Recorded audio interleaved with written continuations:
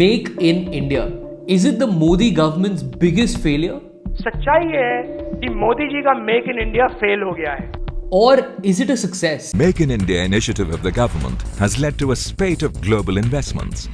They have made a leap of faith and bet on India's potential and its leadership. Make in India initiative was introduced in 2014, and as we approach the end of 2024, it has completed 10 years. At the time of introduction, it was bragged as the one policy which could turn India into a manufacturing hub, the next China. Now, Make in India is one such policy which is deemed as a success by some and as a failure by others at the same time. In fact, I too was confused as to whether it is a success or a failure while I was researching for this video. So in this video, we would look at the data points from both ends of the spectrum, the positives and the negatives. I would then let you know my thoughts and finally let you decide as to whether the Make in India initiative was a success or a failure. But before we begin, let us first understand what the Make in India initiative really is. Here is an excerpt about the same from the government's website. Make in India was designed to transform India into a global hub for design and manufacturing. Its core objectives were to facilitate investment, encourage innovation, and develop world-class infrastructure.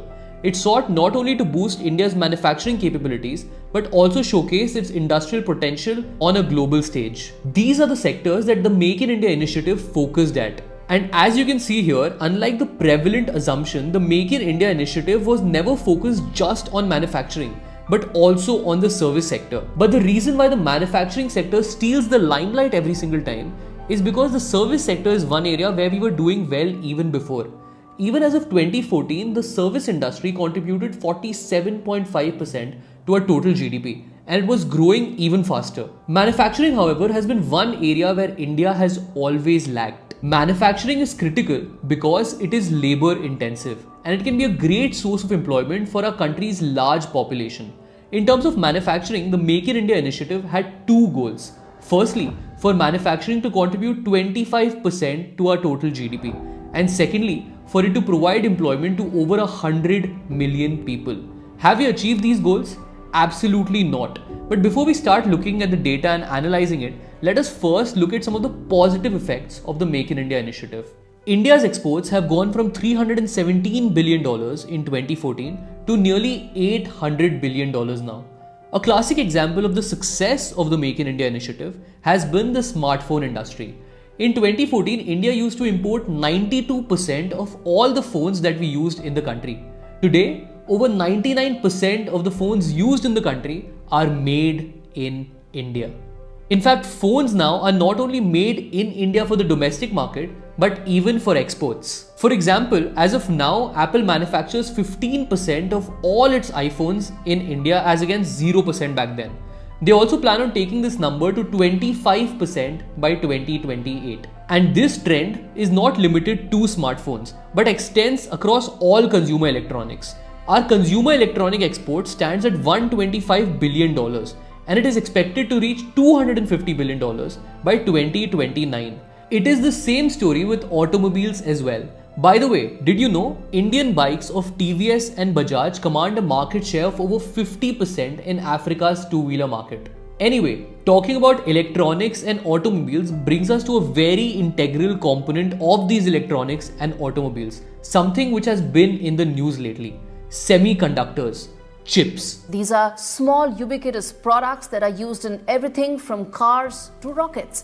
And it's these semiconductor manufacturing facilities that can now tilt global power balances. India wants to be a semiconductor powerhouse. By 2029, India wants to be among the world's top 5 chip producers. The world's first multi-material fabrication unit to make chips is going to be set up in Jewar, Uttar Pradesh. This semiconductor plant will make chips used in high technology warfare platforms.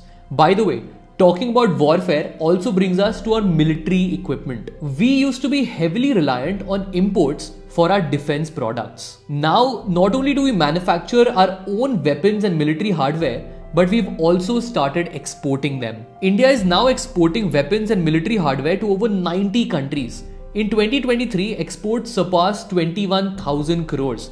As of the last financial year, India's total domestic production of military equipment reached an all-time high of 1.27 lakh crores. This is a substantial increase from the 2014 figure of just 46,000 crores. Okay, now time for the negatives and a reality check. Behind some of these very cool projects in smartphones, electronics, semiconductors and defense products lies an unfortunate reality when we start to look at the numbers. India's manufacturing sector today contributes 17% to the GDP, as against 16.3% in 2014. That's not even an increase of 1% and far from the goal of 25%. In terms of the service sector, the situation is a little better. The figure in 2014 stood at 47.5% and it is at about 52% right now. But I wouldn't necessarily give the credit for this to the Make in India initiative. A large part of this has to do with our IT sector. Further, while the Make in India initiative aimed to create 100 million jobs, the figure is just 18.6 million. Further, while we wanted to increase FDI through the Make in India initiative, that has not really happened either. Does that mean that the Make in India initiative is a failure? Well, I'll let you decide that, but here is what I think. I personally do not regard it as a failure. It is wrong for us to expect any policy to deliver results in such a short period of time. Yes, I'm calling 10 years a short period of time because if you really think about it, it is from the perspective of nation building. Even great policies like the liberalization of the 1991 took over a decade before we could truly see its advantages. We only began seeing it closer to 2003. Another very important element in making us a manufacturing hub is gonna be our infrastructure. And one problem that India has in this regard is our high logistics cost. If you've seen some of my previous business case studies, you would know the importance of supply chain for a company. Similarly, logistics costs are a very key consideration for companies to decide which country to manufacture in. Logistics cost in the Indian supply chain is as high as 14% of our GDP, as against somewhere between 8 and 10% in US and Europe and 9% in China. And there is only one way to improve them, and that is through better infrastructure. And we thankfully are seeing a lot of progress to that end. I personally look at the Make in India initiative as a start of something which is going to be great for the country, but it's going to take decades to truly accomplish. But anyway, let me know your thoughts on the same and whether you regard it as a success or a failure. As always, I really hope you enjoyed this video and found it useful. Thank you so much for watching and wish you and your family a very happy and prosperous new year.